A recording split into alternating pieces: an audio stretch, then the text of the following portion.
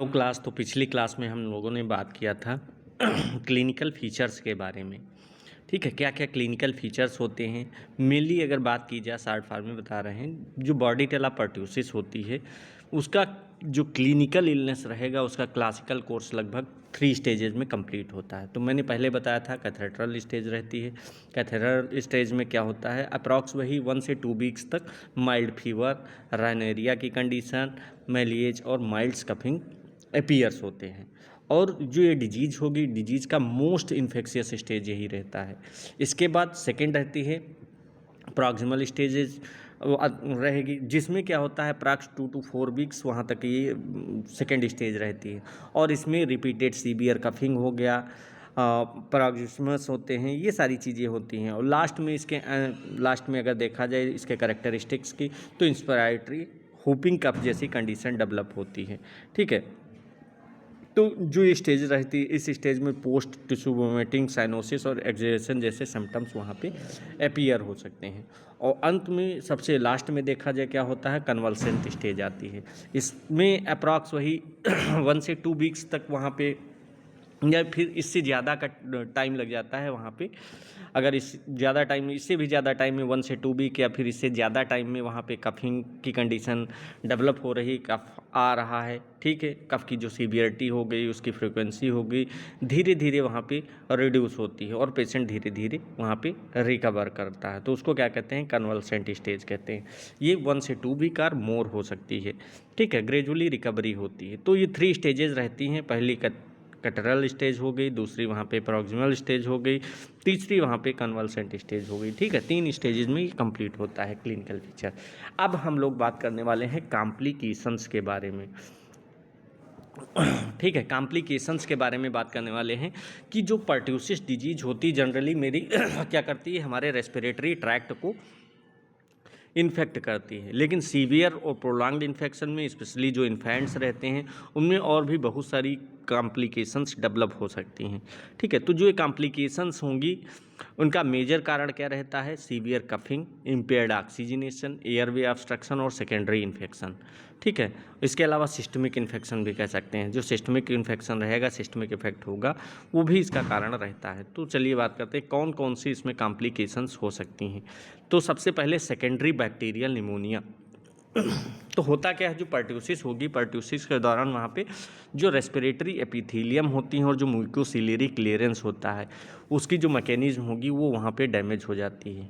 ठीक, वैसे नॉर्मली क्या होता है, जो सीलिया होती हैं क्या करती हैं, रेस्पिरेटरी ट्रैक्ट के जो म्यूकस होता है, म्यूकस को और जो वहाँ पे माइक्रो ऑर्गेनिज्म होते हैं उनको एक्सपेल आउट करने में रिस्पॉन्सिबल होती हैं, उनको क्या करती हैं, रिमूव करेंगी। लेकिन जो बॉर्डिटेला परट्यूसिस रहेगा, ये क्या करता है, जो सीलिएटेड सेल्स रहेंगी उनको डैमेज कर देता है। अब जब वो डैमेज हो जाएंगी, उसके कारण क्या होगा, जो प्रोटेक्टिव मैकेनिज्म होती है वो वहाँ पे वीक हो जाएगी। अब जब प्रोटेक्टिव मैकेनिज्म वीक हो जाएगी तो जो अदर बैक्टीरिया होंगे वो भी रेस्पिरेटरी ट्रैक्ट में आसानी से वहाँ पे मल्टीप्लाई कर सकेंगे और वहाँ पे सेकेंडरी बैक्टीरियल निमोनिया डेवलप हो सकती है। तो यहाँ सेकेंडरी जो निमोनिया, बैक्टीरियल निमोनिया का मतलब होता है कि जो निमोनिया हो गया वो मोस्टली जो रहेगी परट्यूसिस इन्फेक्शन के बाद वहाँ पे जो एडिशनल बैक्टीरिया आए हैं उनके इन्फेक्शन के कारण वहाँ पे वो डेवलप हुई हैं। ठीक है, तो परट्यूसिस क्या करता है, सीलियरी को डैमेज, सीलिया जो रहते हैं वहाँ पे रेस्पिरेटरी ट्रैक्ट में उनको डैमेज करता है, जिसके कारण जो म्यूकोसिलरी क्लियरेंस होता है वो डिक्रीज हो जाता है। और वहाँ पे जब म्यूकोसिलरी क्लियरेंस डिक्रीज होगा तो जो सेकेंडरी बैक्टीरियल इन्फेक्शन होगा वो वहाँ पे निमोनिया काज कर देता है। ठीक है, तो इसके कारण ये कॉम्प्लिकेशन डेवलप होती है। नेक्स्ट है सीजर्स ड्यू टू हाइपोक्सिया। अब सीजर्स क्या होता है, मैंने बताया था मेनली यहाँ पे जो सीवियर कफिंग होगी उसके कारण क्या होगा, पेशेंट वहाँ पे रिपीटेडली फोर्सफुल वहाँ पे कफिंग करेगा और कुछ टाइम के बाद के इफेक्टिव ब्रीदिंग डिस्टर्ब हो जाएगी, जिससे जो ब्लड होगा, ब्लड में ऑक्सीजन लेवल रिड्यूस हो जाएगा और वहाँ पे हाइपोक्सिया की कंडीशन डेवलप हो जाएगी। ठीक है, अगर हाइपोक्सिया सफिशिएंट या फिर सफिशिएंटली सीवियर हो जाएगी तब क्या होगा, जो ब्रेन होगा, ब्रेन की नॉर्मल न्यूरल फंक्शंस होते हैं वो इफ़ेक्ट हो जाते हैं। ठीक है, जिसके कारण वहाँ पे सीवियर सीजर्स की कंडीशन डेवलप होगी या फिर कन्वर्जन की कंडीशन डेवलप हो सकती है। तो जो ये सीजर्स और जो कन्वर्जन की कंडीशन रहती है मोस्टली किस में डेवलप होती है, जो इन्फेंट्स रहते हैं, इन्फेंट्स में यहाँ पे ज़्यादा होती है, क्योंकि उनका जो रेस्पिरेटरी रिजर्व रहता है वो वहाँ पे रिड्यूस रहता है, ठीक है।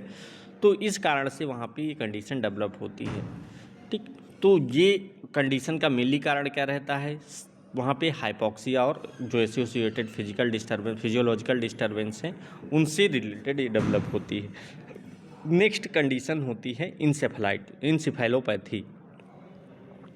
इंसेफेलोपैथी का मतलब होता है कि जो ब्रेन के फंक्शन हैं उसमें एबनॉर्मलिटी डेवलप हो जाना, कि जो ब्रेन के फंक्शन होंगे वो एबनॉर्मल हो जाएं, ठीक है। तो जब सीवियर पर्ट्यूसिस होगा तो उसमें क्या होता है, प्रोलॉन्ग्ड कफिंग एपिसोड और जो हाइपोक्सिया होगा, इन दोनों के कारण वहाँ पे ब्रेन में प्रॉपर ऑक्सीजन सप्लाई नहीं हो पाती है। जब प्रॉपर ऑक्सीजन सप्लाई नहीं हो पाएगी, इसके अलावा जो वहाँ पे सीवियर सिस्टमिक इलनेस होगी वो भी क्या करती है, न्यूरोलॉजिकल फंक्शंस को डिस्टर्ब कर सकती हैं, ठीक है। तो पेशेंट में क्या होगा, जब न्यूरोलॉजिकल वहाँ पे फंक्शन डिस्टर्ब होंगे तो उसके कारण वहाँ पे न्यूरोलॉजिकल सिम्टम्स अपीयर होने लगते हैं, जैसे कि वहाँ पे इरेटेबिलिटी की कंडीशन डेवलप हो जाती है, सीजर्स पड़ने लगते हैं, ठीक है। इसके अलावा अल्टर्ड कॉन्शियसनेस की कंडीशन हो गई, लिथार्जी हो गई, एबनॉर्मल न्यूरोलॉजिकल बिहेवियर हो गया। तो बहुत सारे सिम्टम्स होते हैं जो कि देखने को वहाँ पे मिलते हैं। तो इसीलिए वहाँ पे जो सीवियर पर्ट्यूसिस होगी उसमें क्या होगा, इंसेफेलोपैथी की कंडीशन डेवलप हो जाती है, ठीक है। उसका कारण मैंने क्या बताया, क्योंकि वहाँ पे प्रॉपर रेस्पिरेटरी कंडीशन नहीं हो पाएगी, प्रॉपर रेस्पिरेशन नहीं हो पाता है, जिसके कारण हाइपोक्सिया की कंडीशन डेवलप होगी। अब जब हाइपोक्सिया होगी तो ब्रेन को प्रॉपर ऑक्सीजन नहीं मिल पाएगा और ब्रेन के जो फंक्शन होंगे वो डिसफंक्शन हो जाएंगे, ठीक है। ब्रेन डिसफंक्शन होगा, जिसके कारण वहाँ पे इंसेफेलोपैथी की कंडीशन डेवलप होती है, ठीक है। नेक्स्ट है डेथ इन इन्फेंट्स। तो पर्ट्यूसिस मेनली क्या रहता है इन्फेंट्स में, स्पेशली जो बहुत ज़्यादा ही यंग बेबी रहते हैं, ठीक है, उसमें ज़्यादा डेंजरस हो सकती है, ठीक है। इसके अलावा ऐसा नहीं कि एडल्ट और ओल्ड चिल्ड्रन उसमें नहीं होगा, उसमें भी सीवियर कफिंग हो सकती है, लेकिन जो वहाँ पे चाइल्ड्स रहते हैं, यंग बेबीज़ रहते हैं, उनमें कह सकते हैं बहुत ज़्यादा एडिक्यूट रेस्पिरेटरी कॉम्प्लिकेशंस डेवलप हो सकती हैं, ठीक है। जिसमें मेनली कारण क्या रहता है, क्योंकि इन्फेंट्स में होता क्या है, स्मॉल एयरवेज होता है, ठीक है, लिमिटेड रेस्पिरेटरी रिजर्व रहेगा वहाँ पे, सीवियर कफिंग की कंडीशन अगर होती है, एपनिया, हाइपोक्सिया जैसी कंडीशंस वहाँ पे डेवलप होंगी। इसके अलावा सेकेंडरी निमोनिया जैसी कॉम्प्लिकेशंस होंगी। तो इसके कारण वहाँ पे रैपिडली सीरियस कंडीशन डेवलप हो जाती है और सीवियर पर्ट्यूसिस में इन्फेंट्स जो रहेगा उसकी मोर्टेलिटी रेट का रिस्क बहुत ज़्यादा बढ़ जाता है, ठीक है, क्योंकि इन्फेंट्स में जो क्लासिक हुप रहेगा हमेशा प्रेजेंट नहीं होता है, ठीक है। इसके बजाय वहाँ पे क्या होगा, एपनिया जैसी कंडीशन या साइनोसिस जैसी कंडीशन डेवलप हो जाती है, साइनोसिस या फिर ब्रीदिंग डिफ़िकल्टी होगा, जिसके कारण वहाँ पे मोर्टेलिटी रेट उनका बढ़ जाता है, ठीक है। तो ये थी कॉम्प्लिकेशंस की, बहुत सारी कॉम्प्लिकेशंस होती हैं, ऐसा नहीं यहीं, लेकिन अगर मेजर कॉम्प्लिकेशंस देखी जाए तो मेनली क्या रहता है, रेस्पिरेटरी कॉम्प्लिकेशंस होगी। सेकेंड कारण क्या रहता है, सेकेंडरी बैक्टीरियल निमोनिया की कंडीशन डेवलप होगी और वहाँ पे न्यूरोलॉजिकल कॉम्प्लिकेशंस हो सकती हैं, जिसमें सीजर्स हो गए, इंसेफेलोपैथी जैसी कंडीशंस डेवलप होती हैं, ठीक है। अब इसको हम डायग्नोस कैसे करेंगे, क्योंकि जो बार्डिटेला पर्ट्यूसिस है मेनली, आगे इसको डायग्नोसिस कैसे करेंगे, तो क्योंकि यहाँ पे इन्फेक्शन कहाँ काज हो रहा है, रेस्पिरेटरी ट्रैक्ट में, ठीक है। तो यहाँ पे हम करते क्या हैं, तो जो वहाँ पे बहुत सारी बैक्टीरियल, क्योंकि वहाँ पे बैक्टीरियल इन्फेक्शन है तो स्पेसिमेन ले सकते हैं, फिर कल्चर ले सकते हैं, बहुत सारी वो रहते हैं जिनसे हम क्या करते हैं, बहुत सारे अलग अलग डिजीज़ के अलग अलग स्टेजेस रहते हैं जिसमें वहाँ पे हम इसको देख सकते हैं। दूसरी बात, ये बैक्टीरिया कैसा है, बहुत ही फास्टिडियस बैक्टीरिया होता है, तो इसका जो ऑर्गेनिज्म को हर एक स्टेज में इनका जो नंबर होता है वो चेंज होता रहता है। तो इसीलिए हम क्या करेंगे, स्पेसिमेन कलेक्ट करके उसकी टाइमिंग और मेथड को ध्यान में रखते हुए इसको हम करते हैं। तो सबसे पहले इसमें हम डायग्नोसिस में बात करते हैं यहाँ पे स्पेसिमेन की। स्पेसिमेन में नेजोफेरेंजियल स्वाब या फिर एस्पिरेट, तो मेनली नेजोफेरेंजियल स्वाब या फिर नेजोफेरेंजियल एस्पिरेट से हम इसका सैंपल लेते हैं, वहाँ पे स्पेसिमेन लेते हैं। अब नेजोफेरेंस मेनली कहाँ, जो नोज हमारी रहती है इसके सबसे पीछे का पार्ट रहता है और जो अपर रेस्पिरेटरी ट्रैक्ट का रीजन कह सकते रहता है, तो वहाँ से इसको कलेक्ट किया जाता है, ठीक है। तो इसीलिए ऑर्डिनरी थ्रोट स्वैब की तुलना में यहाँ पे क्या रहेगा, जो डीप नेजोफेरेंजियल स्पेसिमेन रहेगा वो ज़्यादा अप्रोप्रिएट माना जाता है, क्योंकि वहाँ पे और ज़्यादा नंबर ऑफ बैक्टीरिया जो रहेंगे वो ज़्यादा वहाँ पे प्रेजेंट रहते हैं, ठीक है। क्योंकि मेनली होता क्या है, जो पर्ट्यूसिस रहेगा मेनली रेस्पिरेटरी एपिथेलियल सेल में कॉलोनी का फॉर्मेशन करता है, इसलिए वहाँ पे जो साइट ऑफ कॉलोनाइजेशन होगा वो कहाँ पे रहेगा, नेजोफेरेंजियल रेस्पिरेटरी ट्रैक्ट में रहता है, इसलिए वहाँ से स्पेसिमेन लेना ज़रूरी रहता है, ठीक है। एक सुटेबल कह सकते हैं, तो इसके लिए क्या करते हैं, एक नेजोफेरेंजियल स्वाब रहती है, ठीक है, फ्लेक्सिबल स्वाब होती है, धीरे धीरे उसको हम नॉस्ट्रिल के थ्रू कहाँ तक ले जाते हैं, नेजोफेरेंजियल जो नेजोफेरिंग्स रहता है वहाँ तक हम ले जाएंगे, ठीक है, जो और फिर वहाँ से सिक्रीशन को कलेक्ट कर लेंगे। तो इससे क्या होगा, वहाँ पे उसको हम स्पेसिमेन लेके उसको अच्छे से आइडेंटिफाई कर सकते हैं। सेकेंड हो गया माइक्रोस्कोपी। अब माइक्रोस्कोपी में ग्राम नेगेटिव कोकोबैसिलाई लो सेंसिटिविटी, तो जो ये जो बैक्टीरिया रहता है एक ऐसा है, ग्राम नेगेटिव कोकोबैसिलाई हो गया। कोकोबैसिलाई मैंने बताया था मतलब क्या होता है, ये दोनों शेप में वहाँ पे इसका अपीयरेंस हो सकता है, कोकस शेप में भी देख सकता है और 60 बैसिलस फॉर्म में दिखाई देता है, ठीक है। कारण क्या है, क्योंकि मेनली ये जो इसका साइज रहता है बहुत छोटा रहता है और रॉड लाइक ऑर्गेनिज्म होता है, रॉड लाइक अपीयरेंस यहाँ पे दिखाई देता है, ठीक है। तो हम जब इसकी ग्राम स्टेनिंग करेंगे, ग्राम स्टेनिंग करने के बाद वहाँ पे ग्राम नेगेटिव अपीयरेंस ये दिखाई देगा, ठीक है।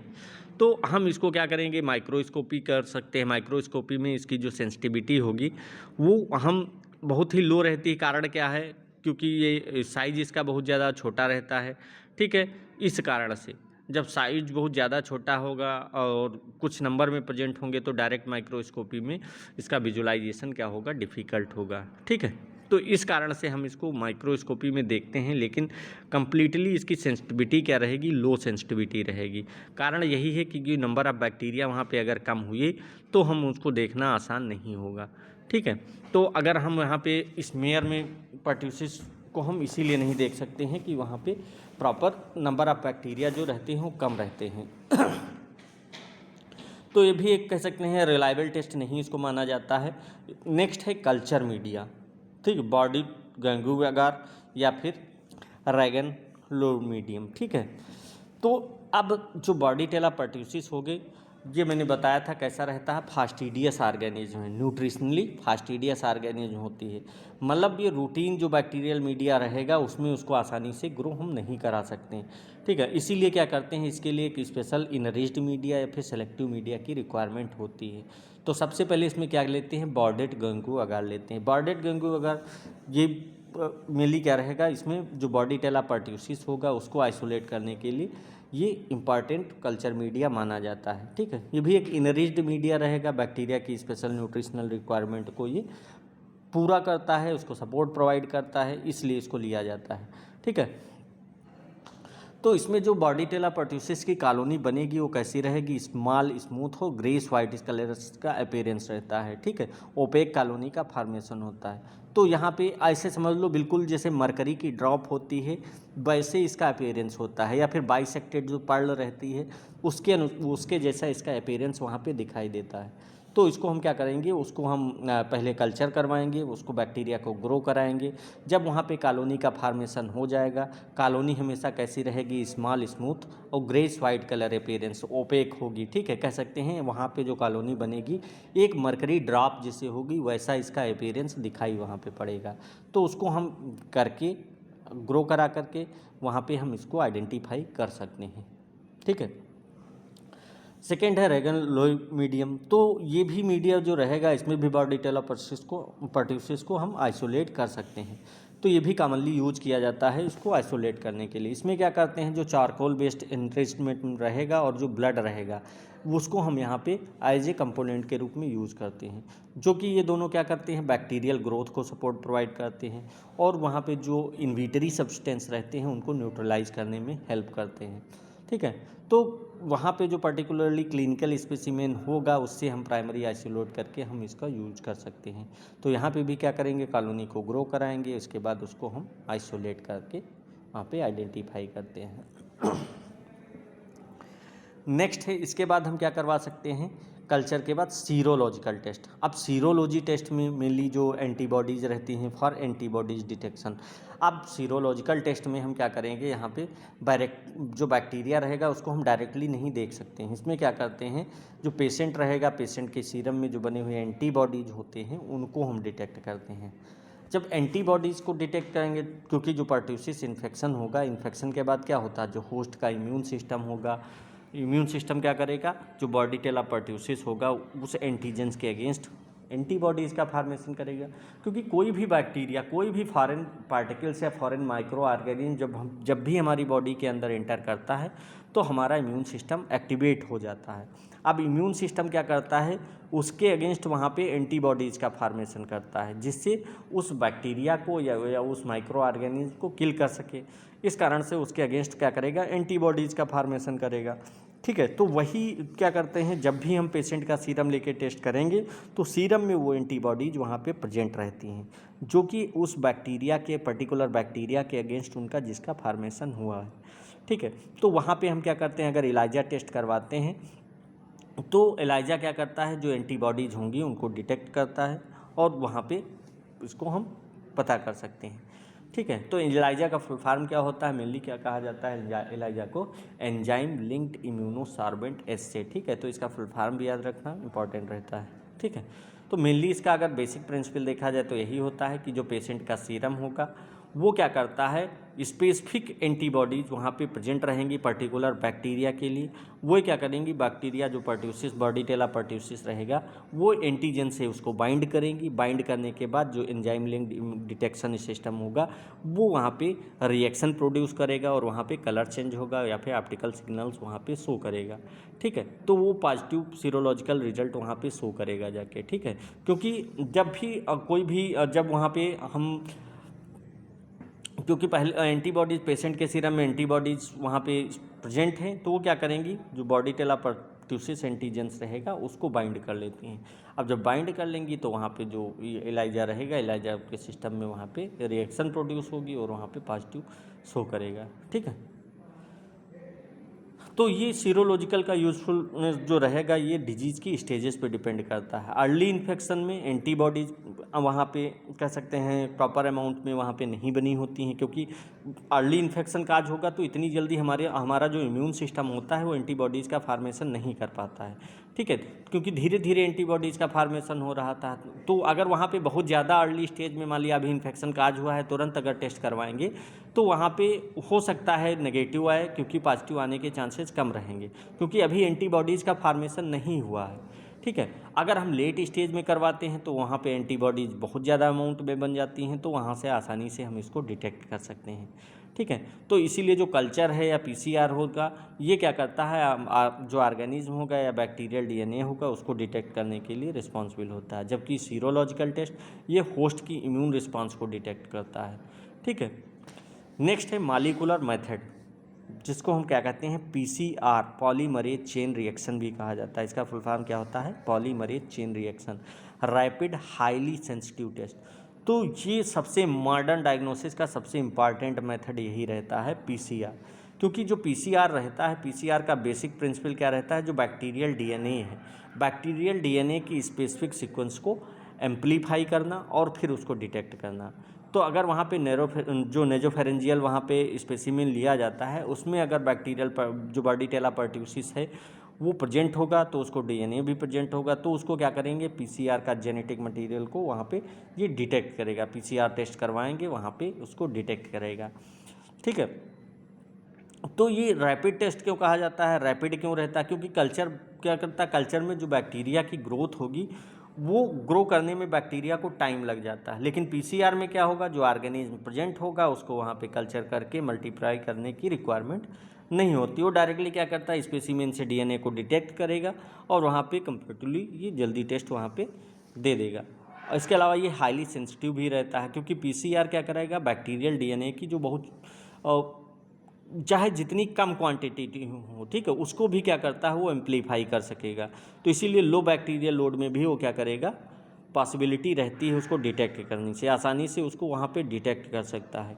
ठीक है, तो इसीलिए पीसीआर सबसे मोस्ट फेवरेबल यूजफुल कह सकते हैं टेस्ट होता है। ये क्या करेगा, क्योंकि जब भी क्लिनिकल सस्पेंशन वहाँ पे स्ट्रांग होगा या फिर जो ऑर्गेनिज्म का नंबर कम होगा तो वहाँ पे रैपिड डायग्नोसिस के लिए हम इसका यूज कर सकते हैं पीसीआर का। ठीक है, ये कल्चर तो नेगेटिव हो सकता है, लेकिन यहाँ पे जो पीसीआर होगा वो पूरी वहाँ पे कंप्लीट जानकारी वहाँ पे देगा। ठीक है, तो ये अलग अलग मेथड थे, मैंने बताया स्पेसिमेन, स्पेसिमेन में नेजोफेरेंजियल मटेरियल वहाँ पे सैंपल लेंगे, नेजोफेरिंग से सैंपल को डिटेक्ट करेंगे, फिर टेस्ट हम कर सकते हैं।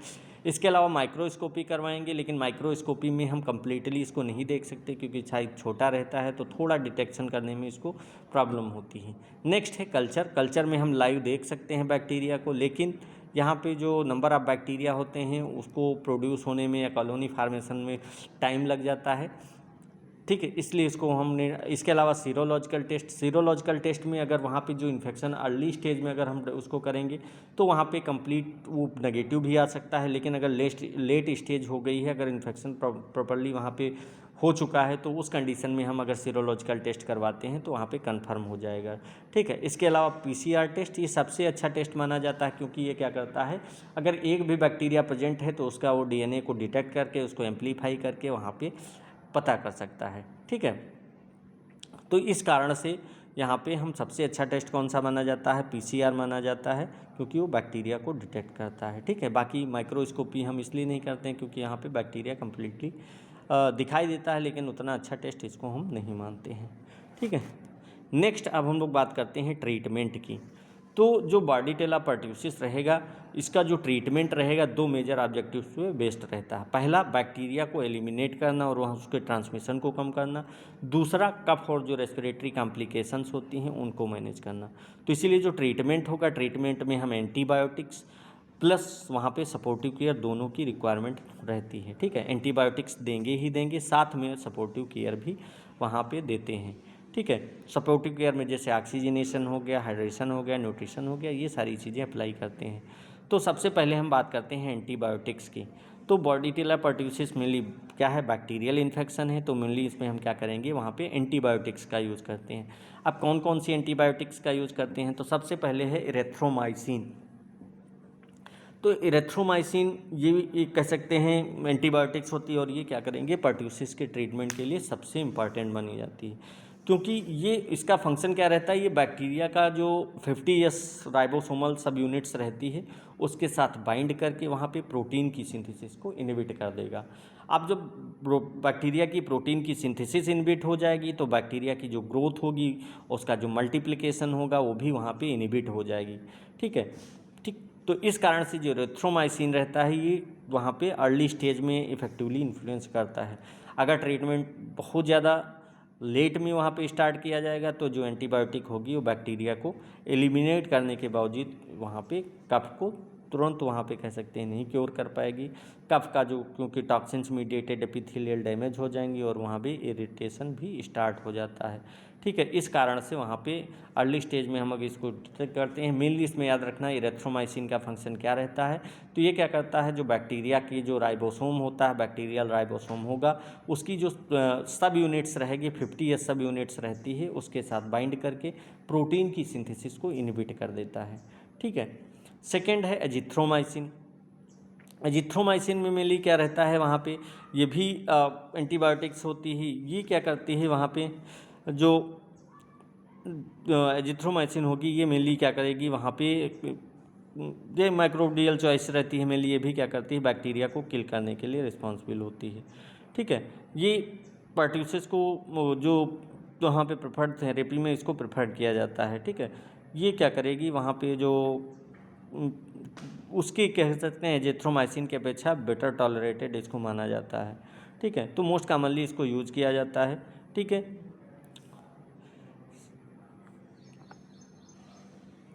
नेक्स्ट है क्लेरिथ्रोमाइसिन। तो ये क्या करती है, ये भी एंटीबायोटिक्स होती है। ये भी क्या करेगी, बैक्टीरियल प्रोटीन सिंथेसिस को इनहिबिट करेगी और वहाँ पे बैक्टीरिया के मल्टीप्लिकेशन को वहाँ पे प्रिवेंट करेगी। तो इरेथ्रोमाइसिन प्लस एजिथ्रोमाइसिन प्लस क्लेरिथ्रोमाइसिन, ये तीनों को हम क्या करते हैं, एज ए माइक्रोलेट्स के रूप में इसका यूज कर सकते हैं, ठीक है।